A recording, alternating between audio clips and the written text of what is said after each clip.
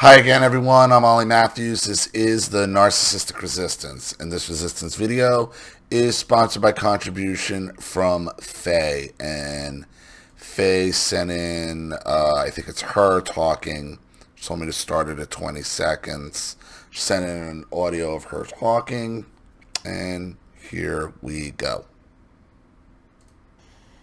First, I just want to once again say thank you so much, honestly, because this channel keeps it in the front of my mind, right? My situation and who my family of origin really is, what their motives really are, because there is a part of me that is a naive part of me that probably still wishes and hopes that things weren't as they are. That, I did have a mother and a father and a brother and a sister who cared for me and loved me and wanted the best for me, right? And that's the story I told myself for a very long time. But it's a delusion and it's not the truth. And I have been so programmed for so long. I'm 38 now, and I've been, sitting and discovered this narcissist, thing of my family for, I don't know, almost 2 years now. It's how long it took me to figure it out or to understand that there was a name. So when I started figuring it out, about 36, 35, 36 is about the age. For what I went through. And that was such a revelation to me. And you were a big part of that. So really, seriously, honestly, thank you. And if there's anybody out there that is struggling with that, I just hope that they keep an open mind and, that they will know the truth, And so it's hard not to get sucked back into, the narcissist reality. And that's where this channel is really big for me, is I have to go back and remember and listen and hear it, and the audios too. Oh my gosh, the audios. That's my real wake-up call. When I know that I am about to, when I feel that pull to worry or care about them or be concerned or want to do for them, or in my mind, even if I'm battling them in my mind, right? You start arguing with the voice of the narcissist in your head. When that starts to happen, or starts to happen too often, I listen to a video. Something of yours is that's an issue that I'm going through, and I scroll the library until I find something that sounds similar to my situation. And it's a good reminder to me, like I said, especially when people send in audios, and to hear the voices and the tone and the manipulation and the sarcasm and the hate, right? When you understand the narcissist, that's what this channel really has helped me do, is understand the narcissist. And that just really seeps into me, because it helps me anchor me and remember that I'm not doing this out of spite. I'm not doing this because I hate. I'm not the narcissist, right? And do you see the battle? She's just as she's talking here and telling the story, it's like she has to keep validating, and we all do this. You have to keep validating. I'm not the problem here. This happened. Oh yeah, I'm not crazy. This happened. I'm hearing the same tone, the same cadence, the same inflection, the same tactics on this person's audio or in that person's story or in this person's phone call that I heard in my own life. Oh my God, not only am I not crazy, you aren't even special. You aren't even like some form of super evil where you could just get away and you're like some master manipulator. No, you're just following a basic playbook. And the reason the playbook works is because you've been running these plays on me since I was an infant.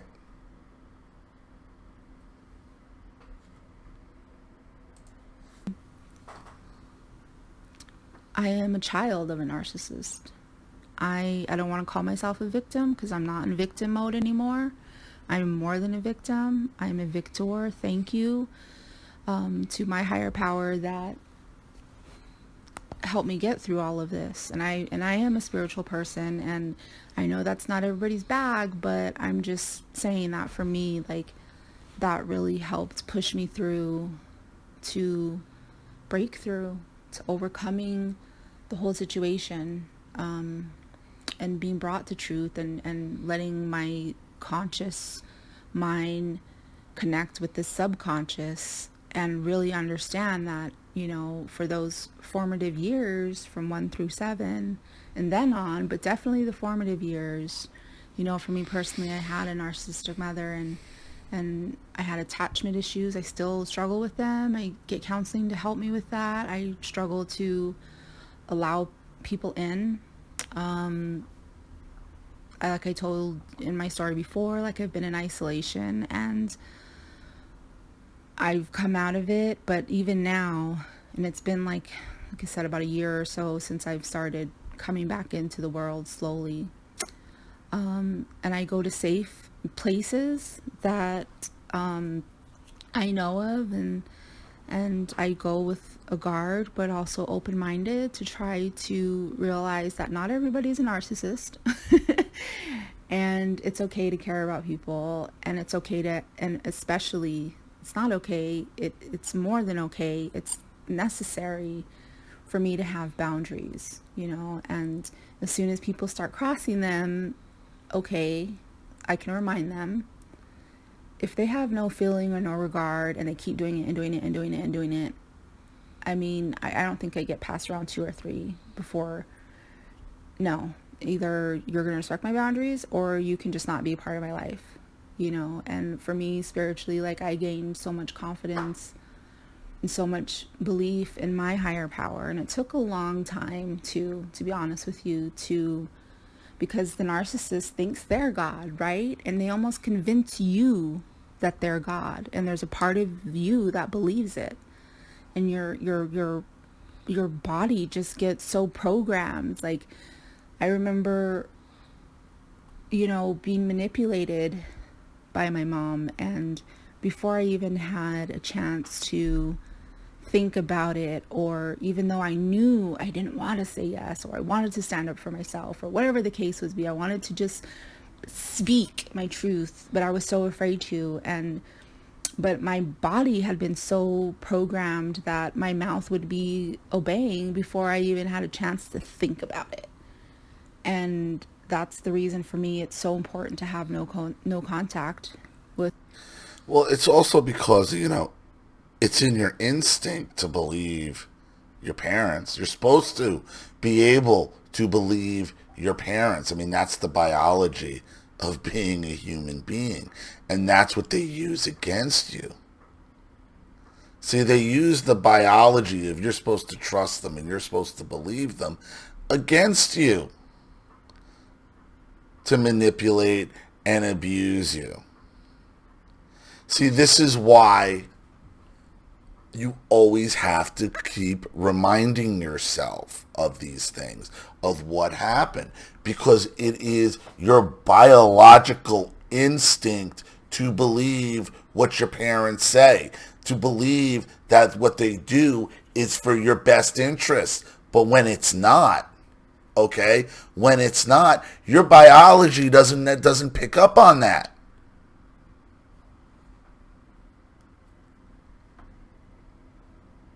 Your conscience does, your subconscious does, not your biology. Biologically, we're built to believe these people. So even though, like, yeah, what she's saying, yeah, obviously she's not God, but yeah, I know she's not God, but maybe she is. But in the back of your head, it's like, oh, maybe she is. Maybe she's right. No, she's not right. And then you got to keep battling and battling and battling. Why? Because you're battling biology, but you don't have a choice. My family, because unfortunately I'm not at that place in my healing where I can stop and grab it and not have that chemical reaction, not have that physical reaction, and just do and just follow and obey, right? Nobody can. But I have to know that there's something more, and for me, that's just me personally. I have to be able to say no, but I have to trust something or somebody, and for me, it's my higher power. And it's just been experience for me that the more trust I put into them and understand that my higher power is not my mom and my mom is not my higher power. I have to separate those two in my head because I get them confused. Just because I think, a part of me did think that my mother ruled me, ruled over me. And she did. She ruled over me for the first 18 years of my life. Right? So it's not that I'm weak or delusional or anything like that. It's just... She ruled over you longer than that. She ruled over you seems like for the first 36 years of your life. I'm a human who was tormented and traumatized and programmed, and now it's deprogramming. And so right now, I've had no contact with my family of origin for a solid 6 months up to a year. I tried to talk to my mom around Thanksgiving, I think, just because, but I was just like, no, this isn't gonna work. Again, your videos helped, and guidance in my life and things in my personal life. I'm able to ask people what do you think, and they're like, no, maybe you shouldn't do that right now, or that's not a good idea, or and so I'm learning to do that. I'm learning to stop and pause and think, and it's okay to take that time. And that's a good indication too. If somebody's not allowing me time to even think about what I want, or they're being pushy, right? And I work in the auto industry, so I know manipulation and pushy even from that perspective, right? I mean, I've seen people get forced into buying something that they don't even want, and talked into it, right? And they go in knowing what they want, and then the salesperson will just tell them, no, this is better for you, and they believe them, and they get stuck with the vehicle that they don't even want. Right. So I know. Well, car salesmen, a lot of them take the same interrogation classes that cops take and interrogators take and Why? Because it's the same thing. You're working somebody. So you're telling them lies, and you're picking up on their neurolinguistics to lead them where you want them to go. So, I mean, I understand exactly what you're talking about. That I am susceptible to that, and so I have to just be on guard. But the reason I am emailing you is, and this might just be because I have a suspicious mind. I have kind of sometimes a paranoid mind or over analytic mind. And I just wonder about some things, especially the longer I stay away from the narcissist, my original narcissist. I see things clearer, and things come back to me, and I remember, or I question things now. That's what it is. I question things because before I didn't. I just took at face value everything. Yeah, that's normal. You question things, like you said, you just took it at face value. You wouldn't even think to question, is the sky blue? It's that level of confidence in the things you're questioning that you had before. Well, yeah, that's that way, just like the sky is blue. Just like the sun rises in the east and sets in the west. You're that confident. Just like the earth is round. You're that confident. And you find yourself reassessing things that you thought you didn't even think needed reassessing. I mean, I've talked about that a million times. And now understanding the narcissist, understanding that they also shine back out what's inside and put it on other people, right? I think there's a word for it, but whatever that word is, they project. That's what it is. They project their selves and put it on other people. So when they're shaming other people or belittling other people, what they're really doing is lashing out and saying what they really feel about themselves, only they're putting it on you, right? So I am just, anyway, okay, I think I'm talking a lot of babble, but I I don't want to sound like a crazy person, but okay, this is why I'm checking in with you and running this past you and see what you think. And I mean, See, but here's the thing: you can't worry about it. Just talk about what you want to talk about, and that's more of that training from your parents, from your mother. Like I can't even tell my story without worrying about sounding crazy. even disturbed that I'm even thinking about it. I shouldn't even be thinking about it. It's taking up space in my head, but there's also part of me that seeks the truth. You know, it's almost like I want to know how evil my mom was. Was that really? I don't know. So my dad, my biological father, passed away when I was 9. He was an alcoholic. He was hitchhiking to a town off of a Native American reservation where there's prohibition. So when people want to drink, they either can go to the bootleggers or they can go hitchhike to an outskirt town that doesn't have prohibition. And so there he goes, hitchhiking to do his thing. Probably already had a few, right? Trying to get to the big city. And big city, it's Gallup, New Mexico, the tiny city. But to me, it was a big city at that age. So, yeah. So my dad is, he dies from automobile versus, a pedestrian. And so that's how my dad passed away. And a month later, because obviously my mom went every weekend. He's hitchhiking? I mean, he's not even, well, I don't even know if he had a license. Maybe he didn't want to drive because he was going to be drinking, but there was no public transit. I mean, I don't know, New Mexico. But to hitchhike there? When you have a child, when you have a 9-year-old, you're hitchhiking to go drink? After, as soon as my dad was buried, and found herself a new young hot thing. Guy, right? A young hot man. I was 9, and I remember doing the math at that time. He was like 12 years older than me. And so he was way younger than my mom. And they carried on and they carried on, and to this day, they got married a year later. Literally 13 months after my dad died. She remarried this guy that she met a month after my dad died. And she's with him to this day. That's fucked up. And, So, your dad dies a month later, she's shacking up with a 20-year-old. Okay, with a 9-year-old.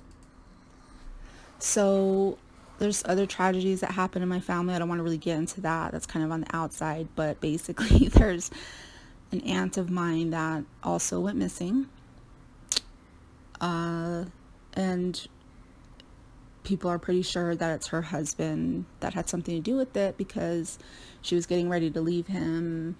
It was their wedding anniversary. They went out for dinner, and nobody saw or heard from her ever again since 2001. So that's been 19 years now.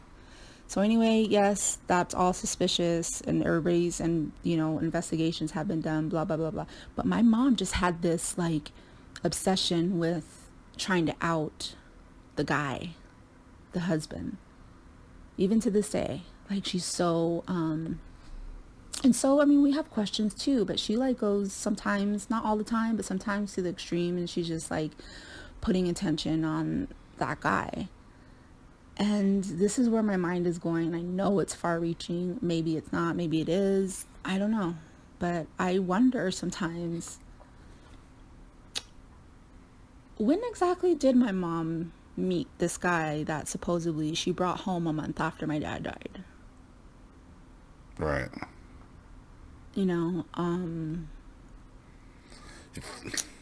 Where was my mom? Or did anybody ask where my mom was when this went down, when my biological father was? There's got to be a police report. There's got to be a police report about it. I mean, if you were 9 and you're 30, I mean, It's what, 29 years ago? It's in the 90s. There's definitely a police report about it. Was the driver found? Like, what was the deal? I mean, he got hit, but how did he get hit? For dead in the middle of the road in this town. And if you know the narcissist, the husband, even to this day, like she's so and so I mean we have questions too, but she like goes sometimes, not all the time, but sometimes to the extreme, and she's just like putting attention on that guy. And this is where my mind is going. I know it's far reaching, maybe it's not, maybe it is, I don't know, but I wonder sometimes, when exactly did my mom meet this guy that supposedly she brought home a month after my dad died? You know, where was my mom? Or did anybody ask where my mom was when this went down, when my biological father was left for dead in the middle of the road in this town?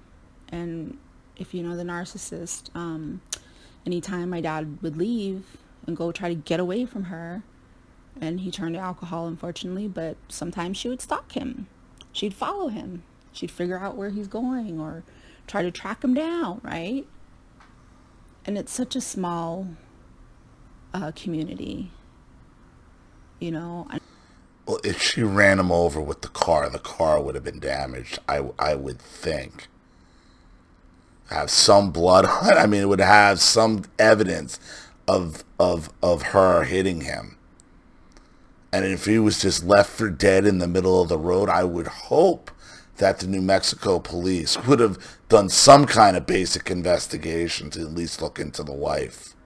And I wonder. I mean, I'm talking about a woman here who, with my own eyes, and I've had to have counseling on this, but this is the truth. I saw my mom burn down, pour gasoline all over the house that my father, the one who passed away. It wasn't much. It was pretty much like a little shack or whatever, but it's what he provided for us. But where I come from, there's also subsidized housing, but you have to be in a really dire position to apply and qualify for that housing. So what does she do? All of when I'm the age of, I don't know, 7 or 8, with me and my brother, I don't know, to get back at my dad or whatever, or she wanted the house, probably both. Burned it down. Just gasoline's the house. Maybe she watched The Burning Bed one too many times. I don't know. But she lit that place up. And we walked out of the house, I remember, and stood a good, I don't know, 50 yards away and just watched our house burn. Yeah. Well, that's fucked up. Well, she's certainly capable of doing something like that. She had the motivation to do something like that. She obviously had the anger to do something like that. If that happened, if your father was killed when you were 9 and she burned the house down when you were 7 or 8, you talked about reservations, so I don't know if maybe if you have some Native American in blood, if that's what the deal was, or you just grew up poor. But poor in New Mexico probably means the police didn't give a fuck all much about a drunk getting run over in the middle of the highway. I don't know. 29 years later, I'd ask some questions. I'd want to see the police report. I want to know who followed up on it. I would bring my concerns to the police. Say, listen, I don't know what happened. All I know is he was left for dead in the middle of the road. A year before, I watched my mother pour gasoline all over our house and burn it down. And a month after my father's buried, she's shacked up with a 20-year-old. Did anybody look at her car? Did anybody find out where she was when all this went down? I'd ask the question. Another house, we got into the subsidized housing and blah, blah, blah, blah, blah. But she's capable of such things. And they're capable of anything. Knows or recognizes a murderer. or somebody that has a capability of taking life. And so I just wonder sometimes, and it doesn't matter at this point, but I just, Well, either she's spotting somebody who has the propensity to take life, or she's hoping that's what happened because she doesn't want the your aunt to have escaped. Could be either. Could be that if your family of origin is this bad, could be that your aunt just ran away and escaped as well. I have to say that out loud, I guess, too. You know, I usually have a counselor. We do EMDR together. But during this time, that's not something we can do, virtually or over the phone, whatever. And I know you're not a professional. I'm not putting it on you like that, but I'm just running some ideas past it. But I'm just really want to get it out of my head and out of. I'm going to tell you everybody what I tell it. I don't know anything about EMDR. I don't practice. I don't know about it. I've never done it. I have really no opinion on it either way. It just doesn't sound like something I would be into. But I have no expertise on it, no real opinion on it. I know people who swear by it. I know other people that will be like, eh. If you think your mother killed your father, EMDR is just going to...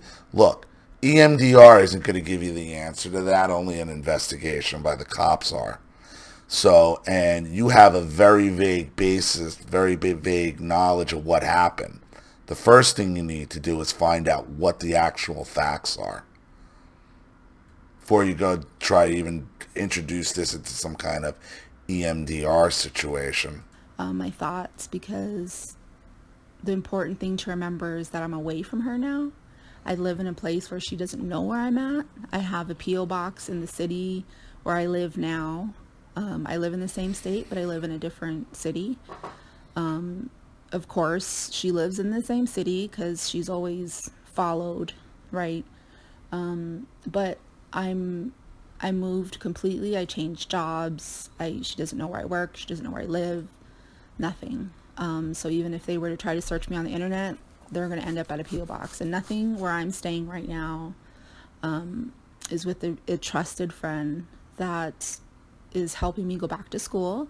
She's renting me a room for super cheap so that I can pay off a debt and get my transcripts from a university I attended before, so that I can go back to school, use that transcript, and get funding and scholarships. And so this is a friend, a trusted friend, that I met through, church circles, and we got to know each other very well. And she's always respected my boundaries, and she's very kind and loving. And somebody did this for her once upon a time. She went back to school, and somebody helped her with her living situation so that she could do that. And so she's just be careful, because you are vulnerable to the same type of sociopaths that your mother is. Okay? Especially in church circles. They're havens for these type of people. passing the blessing on. And so, yeah, I'm able to save up during this time. I'm still working. Thank you to my higher power who protects me and provides. But I'm able to hopefully by October enroll into an online university, and within 2 to 3 years, with the credits I already have, I'll be able to get a bachelor's degree in either social work or what I did sign up for, and what I plan to do is to study trauma therapy, as far as childhood trauma and things of that nature. So there's a university online I can go to and get a bachelor's degree in counseling trauma patients, or it's counseling with the emphasis in trauma. And then I can go for my master's either in social work or Christian counseling.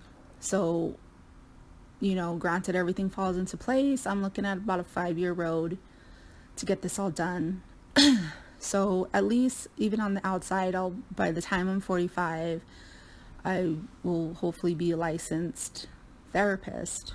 But of course, I'm obviously still in my healing, so I know I have a ways to go, not only to learn scholastically, but also to grow personally, and get past these traumas, and not let them continue to define me or make decisions for me.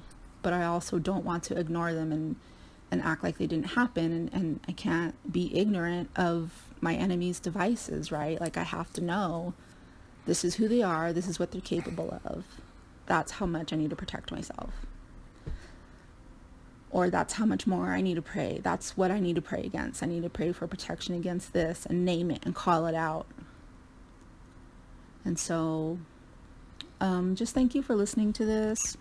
Audio's gone on for 20 minutes. I'm going to tell you, you're free to, and I know you don't do this, but you're free to pause or take excerpts if you need to.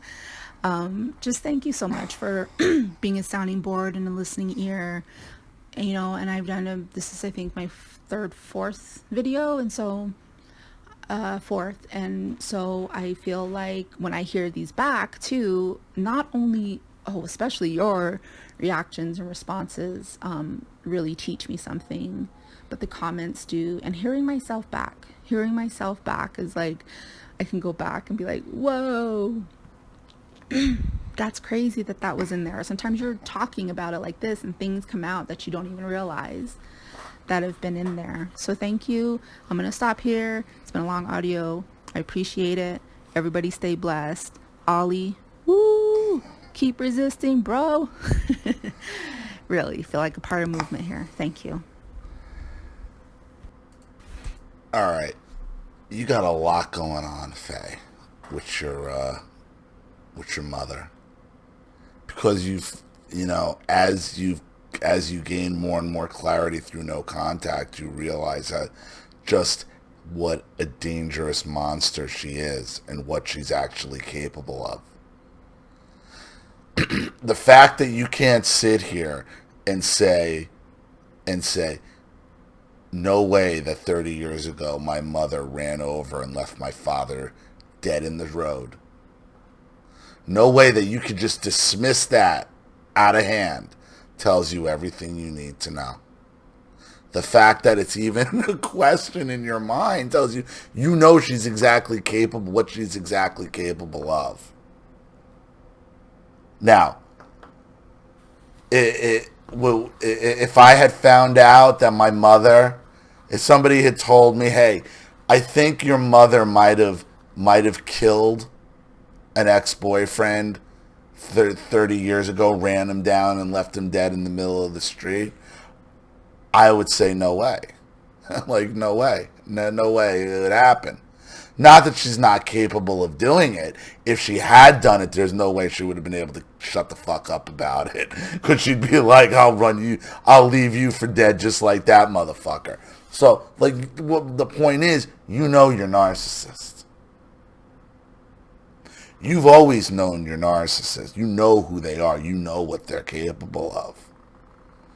You know what their MO is. The fact that you can't say, nah, that's crazy. I know, like, nah.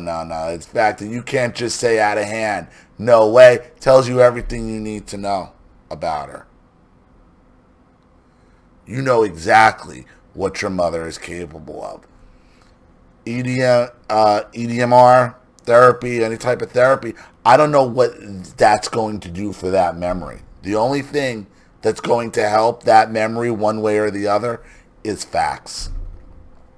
You're going to have to go get police reports. You're going to have to go talk to some police who might have investigated it, read it, find out what the deal was, find out if anybody talked to your mother, if there was any type of investigation, if they had any leads whatsoever.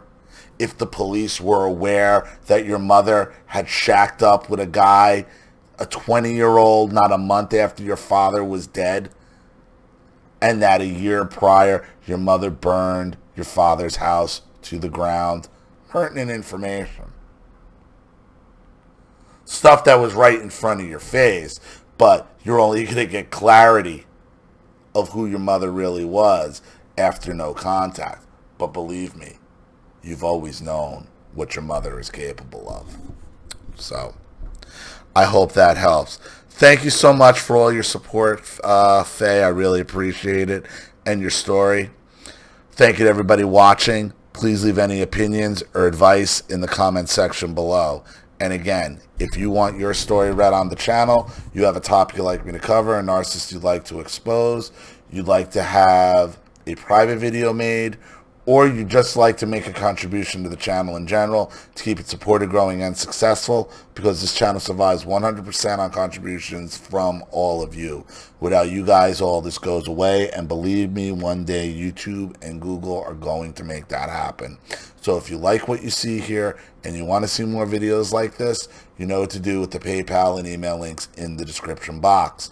Also, please like and share this video wherever you can. Subscribe to my channel if you haven't, and be sure to click the subscription bell to be notified of all my video uploads. I'm Ollie Matthews. This has been The Narcissistic Resistance. Take care.